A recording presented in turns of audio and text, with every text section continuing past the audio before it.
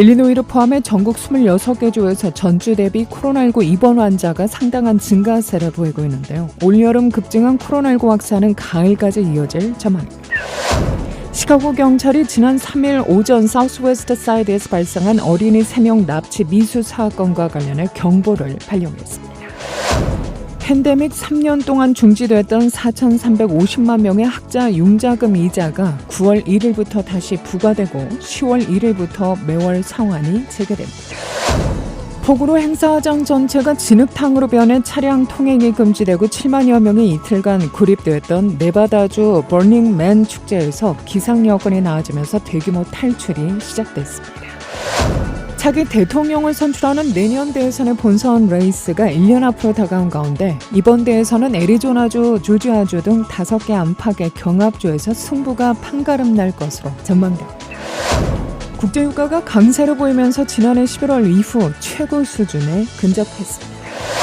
코나그라 브랜드가 월마트와 주얼 오스코 등에서 판매한 자사 뱅크 치킨 스트립스 밀 24만 5천 파운드 이상의 제품을 리콜하고 있습니다. 제품에 플라스틱 조각이 들어있을 수 있다는 이유 때문입니다. 미천역에서 2016년부터 2020년까지 최소 3,600명의 청소년이 신체를 손상하는 성전환 시술을 받은 것으로 발표됐습니다. 올해 상반기 주민이 가장 많이 빠져나간 도시는 시카고로 나타나는데요. 일리노이주도 같은 기간 타주 이동이 가장 많았던 것으로 평가됐습니다. 이상 이 시각 주요 뉴스입니다.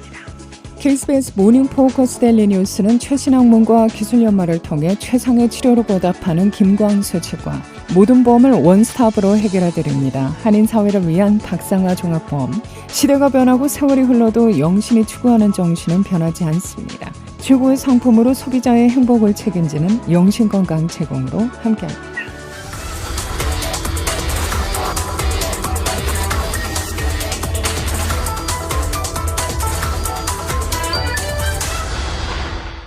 여러분 안녕하십니까? 9월 5일 화요일 오늘의 첫 소식입니다.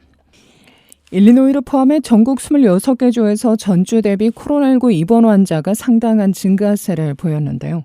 올여름 급증한 코로나19 확산은 가을까지 이어질 전망입니다. 질병통제방센터는 지난주 입원이 또다시 19% 증가했다고 밝힙니다.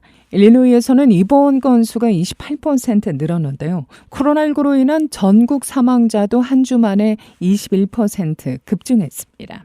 CDC 데이터에 따르면 알래스카와 뉴햄프셔, 노스다코타를 제외한 47개 주에서 입원이 안정적으로 유지되거나 증가했는데요. 이 가운데 일리노이를 포함해 절반 이상인 26개 주에서 코로나19 입원 환자가 상당한 증가세를 보였습니다. 상당한 증가는 신규 병원 입원이 한 주 동안 20% 이상 증가했을 때를 말합니다. 가장 큰 폭으로 증가한 곳은 사우스다코타주로 입원 건수가 한 주 만에 127% 이상 증가했는데요. 일리노이주의 경우 8월 마지막 주에 코로나19 입원 건수가 28% 증가한 것으로 보입니다. 이 기간 동안 총 441명이 코로나19 확진 판정을 받고 병원에 입원했습니다. 메리언과 워싱턴, 존슨, 메사 카운티 4개 카운티에서 10건 이상의 코로나19 입원이 발생했는데요. 이들 4개 카운티에서 총 117건의 입원이 보고됐습니다. 한편 최근 변종 오미크론을 겨냥한 새로운 부스터 주사가 개발 중이지만 9월 말까지는 승인되지 않을 것으로 예상됩니다. 이 기간 내 식품의약국과 CDC는 새로운 부스터샷을 맞을 대상과 시기에 대한 자세한 정보를 제공할 것으로 알려졌습니다. 시카고 경찰이 지난 3일 오전 사우스웨스트 사이드에서 발생한 어린이 3명 납치 미수 사건과 관련해 경보를 발령했습니다. 경찰에 따르면 이날 오전 8시 10분경 3명의 청소년이 사우스 할스테드 거리 3100블록에 위치한 브리지포트 인근 인도에서 놀고 있었는데요. 한 남성이 청소년의 휴대폰 사용을 요청하고 운전석에 한 여성이 타고 있는 자신의 차량에 태우려고 했다고 경찰은 밝힙니다. 그때 목격자가 개입했고 그 남성은 여성이 모는 차량을 타고 달아났는데요. 범행을 저지른 남성은 20세에서 30세 사이로 양팔에 여러 개의 문신이 있는 웃옷을 입고 있던 것으로 전해졌습니다. 중간 정도 피부색의 포니테일 헤어스타일을 하고 있었다고 하는데요. 차량 운전자는 40세에서 50세 사이의 백인 여성이었고 차량은 회색 포도어 세단으로 전해졌는데요. 경찰은 즉시 추가 정보를 제공하지 않았으며 정보가 있는 사람은 전화 312-747-8380으로 연락해 줄 것을 당부했습니다. 팬데믹 3년 동안 중지됐던 4,350만 명의 학자 융자금 이자가 9월 1일부터 다시 부과되고 10월 1일부터 매월 상환이 재개됩니다. 학자 융자금 관리회사들이 바뀌었기 때문에 새로운 관리회사로부터 오는 통지서와 청구서를 잘 보고 10월부터 월 상환을 재개해야 할 것으로 권고되고 있는데요. 먼저 9월 1일부터는 학자 융자금에 대해 보통 3% 내지 7% 사이인 이자가 부과되기 시작했죠. 이어 10월 1일부터는 학자 융자금의 매월 상환이 재개됩니다. 현재 4,350만 명이 학자 융자금 1조 5,700억 달러를 빚지고 있으며 9월 1일부터 이자를 다시 부과받고 10월 1일부터는 통보된 듀 데이트 안에 월 상환을 다시 시작해야 합니다. 4,350만 명은 통상적으로 한 달에 350달러를 상환하게 되는데 대학원, 특히 의학대학원이나 법학대학원 등을 다닌 사람들은 훨씬 많은 학자 융자금을 내야 할 것으로 보입니다. 팬데믹이 발발하면서 2020년 3월부터 학자 융자금 상환이 전면 동결돼 9월까지 3년여간 1인당 15,000달러는 전략한 것으로 추산됐는데요. 15,000달러의 전략분 가운데 5,000달러가 이자인 것으로 계산됐습니다. 폭우로 행사장 전체가 진흙탕으로 변해 차량 통행이 금지되고 7만여 명이 이틀간 고립됐던 네바다주 버닝맨 축제에서 기상 여건이 나아지면서 대규모 탈출이 시작되는데요. 버닝맨 주최 측은 어제 오후 발표한 성명에서 오늘 오후 2시부터 차량 운전 금지령이 해제됐다며 행사장에서 엑소더스가 공식적으로 시작됐다고 밝혔습니다. 이후 상황이 개선되고 도로가 마르고 있지만 일부 지역과 특정 구간은 이동이 어려울 수 있다며 주요 진출입로를 빠져나갈 때는 서행하면서 인내심을 가져달라고 덧붙였는데요. 또 차들이 한꺼번에 몰리면서 빚어질 혼잡을 완화하기 위해 가능하다면 출발일을 하루 늦춰달라고 당부했습니다. CNN 방송은 이날 오후 수백 대의 캠핑카와 트럭 등 차들이 버닝맨 축제장을 빠져나가고 있다고 전했죠. 행사장 출입구에서 가장 가까운 고속도로까지의 거리는 약 8km로 알려졌습니다. 행사장을 떠나는 버스를 타려고 수백 명이 나와 줄지어 서 있는 모습도 현장 사진에 포착되는데요. 주최 측은 전날 저녁까지 축제 현장에 약 7만 2천 명이 있었고 이날 정오 기준으로는 약 6만 4천 명이 남아 있었다고 밝혔는데요. 밤새 약 8천 명이 빠져나간 셈입니다. 지난달 27일부터 네바다주 리노에서 북쪽으로 약 177km 떨어진 블랙락 사막에서 열린 이 축제에는 지난 주말 밤 기습적인 폭우가 내려 마른 땅이었던 행사장 바닥이 온통 진흙탕으로 변했죠. 당일 24시간 만에 이 지역에 3개월째 평균 강수량이 기록된 것으로 전해졌습니다. 차기 대통령을 선출하는 내년 대선의 본선 레이스가 1년 앞으로 다가온 가운데 이번 대선은 애리조나주와 조지아주 등 5개 안팎의 경합주에서 승부가 판가름 날 것으로 전망된다고 CNN이 보도했습니다. 미국에서 민주당과 공화당의 대선 후보를 선출하기 위한 경선은 내년 초부터 이어지며 양당은 내년 7월과 8월 각각 전당대회를 열어 대선 후보를 확정할 예정입니다. 이어 각 당에서 확정된 대선 후보들은 전열을 정비한 뒤 통상적으로 9월 첫 번째 월요일인 노동절 이후부터 본격적으로 11월 본선을 향한 선거운동에 나서게 되죠. 일찌감치 조 바이든 대통령과 도널드 트럼프 전 대통령의 리턴 매치가 유력시되는 내년 대선은 역대 어느 선거보다 경합 지역이 적을 것으로 예상된다고 CNN은 전망합니다. 역대 어느 선거보다도 소수의 주에서 소수의 선거인단이 사실상 향후 4년간 미국의 운명을 결정지을 수 있다는 의미입니다. 한편 한국계 여성과 결혼해 이른바 한국 4위로 불려지고 있죠. 레리 호건 전 메릴랜드 주지사가 내년 대선 출마 가능성을 열어놔 주목됩니다. 공화당원으로 중도 성향의 정치단체인 노 레이블스의 공동대표인 호건 전 주지사는 어제 방영된 CBS 뉴스와의 인터뷰에서 이같이 말했는데요. 호건 전 주지사는 자신이 제3당 후보로 출마할 가능성이 있느냐 하는 질문에 내가 추구하는 바는 아니다면서도 우리가 실제 선거에서 승리할 수 있다고 믿는다면 그 문을 닫아놓은 것은 아니다라고 답변했는데요. 노레이블스는 2010년에 결성됐으며 중도와 초당주의를 표방합니다. 이 단체는 중도주의 정치인들을 연방의회에 진출시키는 일을 해왔죠. 이 과정에서 노레이블스는 연방 하원 내 Problem Solvers Caucus를 결성하기도 했습니다. 단체에는 웹사이트를 통해 대선 후보 지명 가능성을 열어놨지만 적절한 환경에서 후보를 낼 것이라고 밝혔는데요. 한편 호건 전 주지사는 공화당 대선 경선에 출마한 기업인 출신의 비벡 라마스와미를 트럼프 전 대통령의 치어리더에 비유하며 선거에 출마하지 말았어야 했다고 깎아내렸습니다.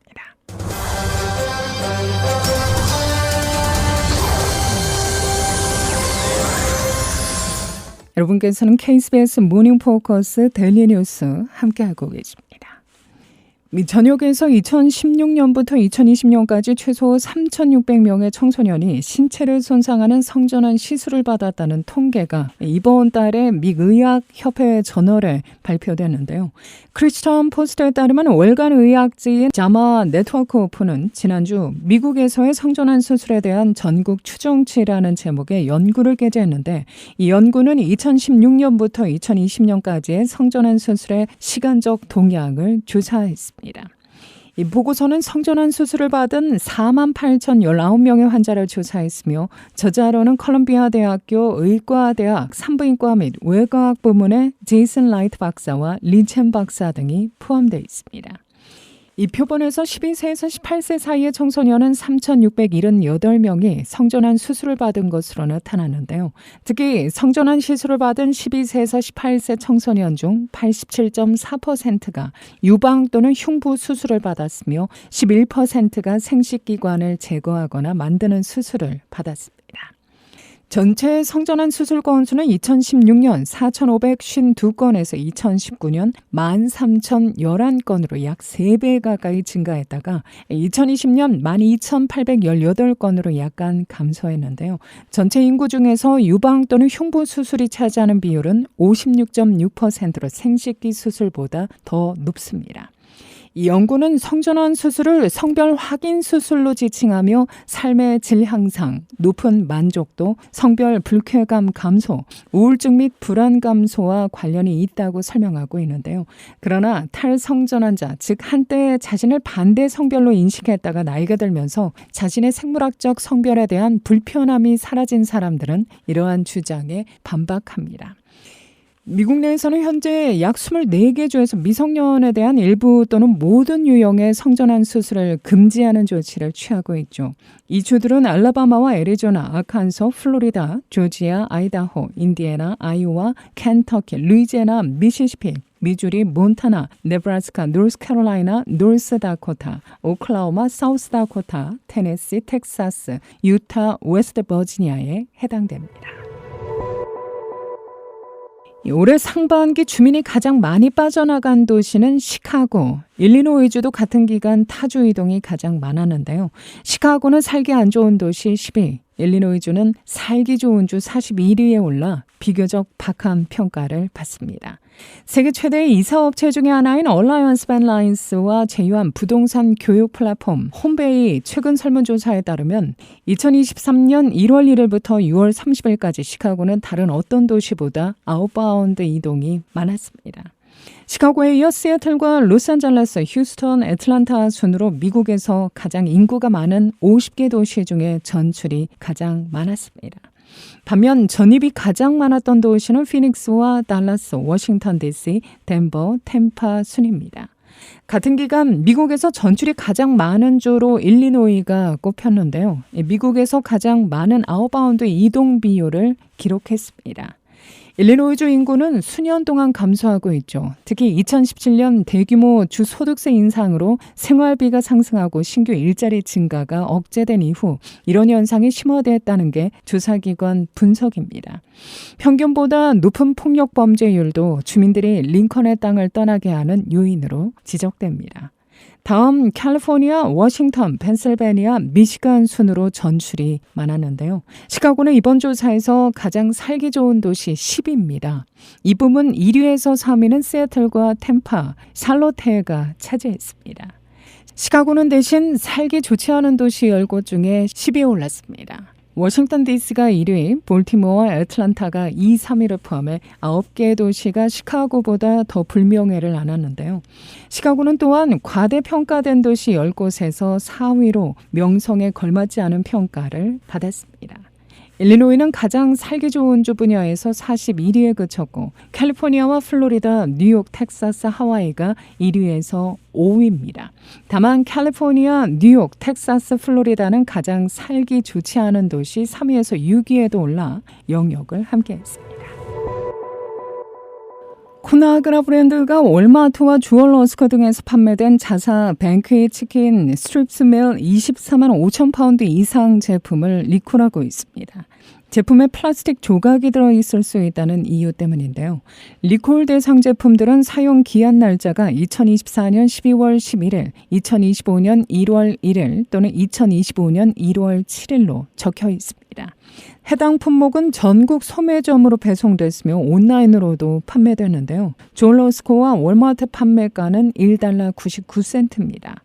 농무부 식품안전검사국은 최소 한 건의 부상사고가 있었다고 밝힙니다. 리콜 제품을 냉동고에 보관하고 있는 사람은 제품을 버리거나 매장에 반품해야 합니다. 국제유가가 강세를 보이면서 지난해 11월 이후에 최고 수준에 근접했습니다. 서부 텍사스산 원유 10월 선물 가격은 40센트 상승한 배럴당 85.9달러를 기록했는데요. 브렌트유 11월 선물도 45센트 올라 배럴당 89달러에 거래됐다고 로이터 통신 등은 보도합니다. 유가의 최근 상승세는 오펙 플러스를 주도하는 사우디아라비아와 러시아의 감산이 영향을 미쳤으며 향후 수일 내 다음 단계를 발표할 것으로 예상된다고 블룸버그 통신이 보도했습니다. 연방준비제도가 공격적인 금리 인상 사이클을 중단할 것이라는 전망도 상승에 기여했습니다. 사슴이 생태계 파괴 범위도 했다고 AFP-통신 등이 보도했는데요. 보도에 따르면 동부에서 사슴 무리가 충격적인 규모로 불어나면서 생태계 균형이 흔들림에 따라 산림당국이 개체 조절에 나서고 있다는 겁니다. 현재 미 전역에 퍼진 사슴이 3천만 마리 이상으로 추정되며 특히 대도시 워싱턴 DC에서조차 사슴 때문에 숲의 씨가 마를 정도라고 합니다. 러크리크 파크 등 도심 속의 공원들은 사슴 무리가 휩쓸고 지나가면서 꽃과 나무, 벌레 등이 초토화되고 있으며 이 같은 기세로는 앞으로 수백 년 안에 숲이 사라질 것으로 우려되고 있는데요. 특히 사슴은 익숙한 풀을 먼저 뜯어먹는다는 점에서 토종식물과 곤충이 먼저 멸종될 위기입니다. 이에 따라 국립공원관리청은 2013년부터 매년 겨울철마다 야간에 공원을 폐장한 상태로 총기 훈련을 받은 생태학자들을 투입해 살처분해왔죠. 이에 따라 사슴 개체의 수는 한때 제곱마일당 적정 수준인 20마리의 5배에 달하는 100마리 이상으로 치솟았다가 현재 감소세로 돌아섰습니다. 일부 지역에서는 사슴이 숲에서 나와 주택가를 돌아다니며 정원을 망치고 또 진드기 전염병을 퍼뜨리자 사슴을 사냥하는 해결사까지 등장했습니다. 조 바이든 대통령의 부인 질 바이든 여사가 코로나19 확진 판정을 받았다고 백악관이 밝혔는데요. 어제 언론 공지를 통해 영부인이 코로나19 양성 반응을 보임에 따라 바이든 대통령도 코로나19 검사를 받았다며 이같이 설명했습니다. 현재 바이든 여사는 가벼운 증상을 겪고 있는 것으로 알려지고 있는데요. 바이든 대통령 이번 검사에서는 음성 판정을 받았다고 백악관은 설명했습니다. 시카고 일원의 덥고 습한 날씨 오늘도 이어질 것으로 예보됩니다. 낮 최고 94도까지 오르겠고 수요일엔 내일 몇 차례 소나기와 폭풍우가 불어닥치면서 불쾌 지수는 더 오를 것으로 보입니다. 내일 낮 최고 기온 88도, 밤 최저 기온은 66도입니다. 이 시각 기온은 81도, 습도는 74%, 바람은 남서풍이 6마일의 속도로 불고 있습니다. 이상으로 데일리 뉴스를 마칩니다. 진행의 김수연이었습니다. 오늘도 하나님의 큰 위로와 축복이 함께하기를 소망합니다.